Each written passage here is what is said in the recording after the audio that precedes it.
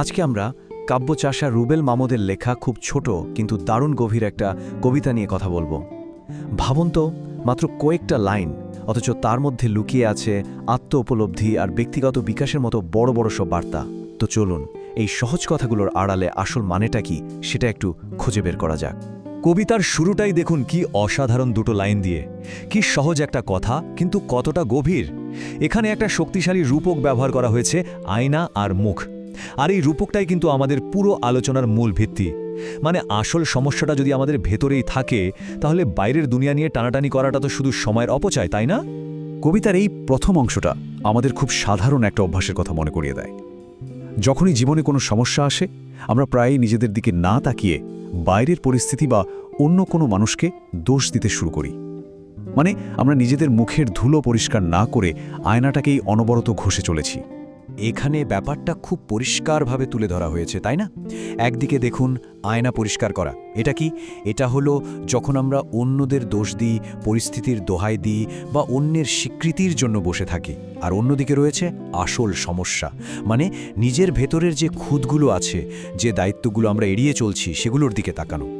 সত্যি বলতে আয়না পরিষ্কার করাটা অনেক সোজা, কিন্তু তাতে কি আসল সমস্যার কোনো সমাধান হয়? মোটেই না। আচ্ছা, তাহলে এই যে মুখের ধুলোর কথা বলা হচ্ছে, এটা আসলে কি? এই ধুলো হলো আমাদের সেই সব ভেতরের বাধা যা আমাদের এগোতে দেয় না।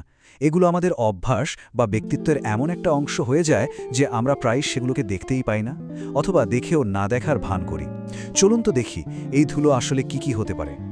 মনোবিজ্ঞানে কিন্তু এর একটা খুব ইন্টারেস্টিং ব্যাখ্যা আছে, যাকে বলে লোকাস অফ কন্ট্রোল। যাদের এক্সটার্নাল লোকাস অফ কন্ট্রোল থাকে, তারা ভাবে তাদের জীবনের সবকিছুর জন্য বাইরের পরিস্থিতি বা ভাগ্য দায়ী।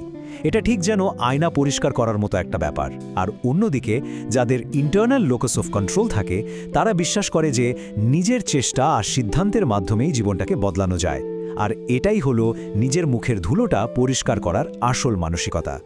এই ধুলোগুলো কিন্তু আমাদের সবার জীবনেই কম বেশি লেগে আছে। যেমন ধরুন, কাজ ফেলে রাখার অভ্যাস, কিংবা সবকিছুতেই একটা নেতিবাচক মনোভাব, নতুন কিছু শিখতে না চাওয়া, অথবা ব্যর্থ হওয়ার ভয়ে কোনো নতুন কাজ শুরুই না করা। এগুলোই হলো সেই অদৃশ্য ধুলো যা আমাদের মুখটাকে ঝাপসা করে রাখে আর আমাদের আসল ক্ষমতাটাকে প্রকাশ হতে দেয় না। তো এখন আমরা কবিতার একেবারে মূল বার্তার দিকে এগোচ্ছি। সমস্যাটা তো চিহ্নিত করা হলো, কিন্তু সেটা তো মাত্র প্রথম ধাপ। কবিতাটা কিন্তু এখানেই থেমে যায়নি, এটা আমাদের সমাধানের পথও দেখিয়ে দিচ্ছে। কারণ সমস্যাটা বুঝতে পারা তো অর্ধেক কাজ, বাকি অর্ধেক হলো আসল পদক্ষেপটা নেওয়া। আর এই স্লাইডটা চমৎকারভাবে দেখায় যে নিজেকে উন্নত করাটা কোনো একদিনের ঘটনা না, এটা একটা পুরো প্রক্রিয়া। প্রথমত, সচেতন হতে হবে, স্বীকার করতে হবে যে সমস্যাটা বাইরে নয়, বরং ভেতরে।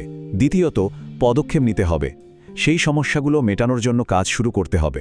আর এই ধারাবাহিক চেষ্টার মাধ্যমেই আসে সেই বিকাশ, যা আমাদের ভেতর থেকে সত্যি সত্যি বদলে দেয়। আচ্ছা, যখন কেউ নিজের ভেতরের এই বাধাগুলো সরিয়ে নিজেকে সত্যিই যোগ্য করে তোলে, তখন কি হয়? বাইরের দুনিয়া তার প্রতি কিভাবে সাড়া দেয়? কবিতার শেষ অংশটা আমাদের সেই অসাধারণ পুরস্কারের কথাই বলে। চলুন দেখি সেই চূড়ান্ত বার্তাটি আসলে কি। সবচেয়ে গুরুত্বপূর্ণ বিষয় হলো, যখন ভেতরের পরিবর্তনটা সত্যিকারের হয়, তখন বাইরের জগতেও তার একটা প্রতিফলন দেখা যায়। পৃথিবী নিজেই তখন সেই যোগ্য ব্যক্তির জন্য জায়গা তৈরি করে দেয়। এই লাইন দুটোই হলো পুরো কবিতার সারমর্ম। এর মানে হলো, সুযোগের জন্য অপেক্ষা করার কোনো দরকার নেই। নিজেকে এমনভাবে তৈরি করতে হবে যেন পৃথিবী নিজেই সুযোগ তৈরি করে দিতে বাধ্য হয়। যোগ্যতা আসলে এমন এক শক্তি যা নিজের জন্য পথ নিজেই তৈরি করে নিতে পারে। আর পৃথিবী সবসময় যোগ্য ব্যক্তিকে সম্মান করে, তাদের জন্য নিজের সেরাটা বরাদ্দ রাখে। তাহলে আজকের আলোচনার শেষে প্রশ্নটা এখানেই এসে দাঁড়ায়, আমাদের নিজেদের জীবনে আমরা কোন অপ্রয়োজনীয় আয়নাটা পরিষ্কার করার চেষ্টা করে চলেছি, আর কোন আসল ধুলোটা আমাদের মুখে লেগে আছে যা পরিষ্কার করাটা আসলে সবচেয়ে বেশি জরুরি? উত্তরটা কিন্তু আমাদের নিজেদের কাছেই লুকিয়ে আছে।